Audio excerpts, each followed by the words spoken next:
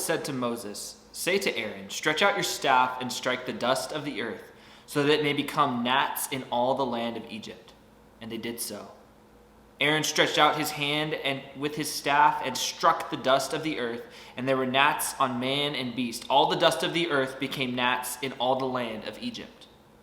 The magicians tried by their secret arts to produce gnats, but they could not. So there were gnats on man and beast. Then the magicians said to Pharaoh, "This is the finger of God." But Pharaoh's heart was hardened, and he would not listen to them, as the Lord had said.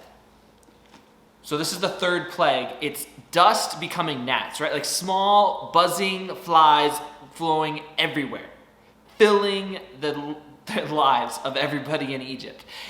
And it's this nuisance that bugs animals and bugs people and just bugs everything there is around.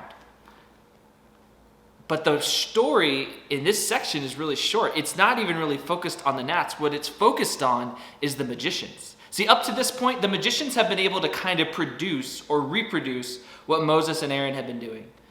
They turned the Nile into blood, and so the magicians are kind of able to figure out how to turn some water into this red liquid.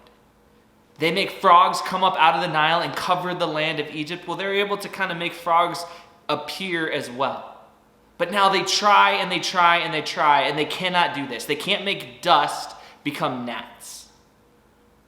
See, their other tricks, they certainly fell short of what God was doing in Egypt, but they kind of gave the Pharaoh a little bit of an out. Now, the response of the magicians themselves, this is the finger of God. This is clearly something that we can't do, that no man can do, no woman can do, no human being can do. This is God at work. We should fear him. We should worship him. We should honor him. We should do whatever he says, because he has the power that is far and above greater than anything that we have. And Pharaoh's heart is still hard. Pharaoh still says, "No way. This is the direction I'm going in my life. This is the direction that I need my people to go. This is the direction that my slaves will go. This is not the God that I serve." His hard heart keeps his eyes down instead of moving up.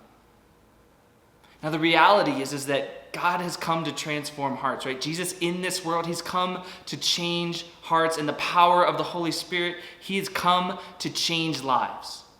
And he's come to soften hearts, to make hard hearts soft, to change them out, to make them new, to renew people's spirits in such a way that they can turn to God with faith and with glory and honor and reverence and say, "Yes, Lord, let me follow you, not the path that I was on. Let me change paths, change directions, go a new way." He softens hearts.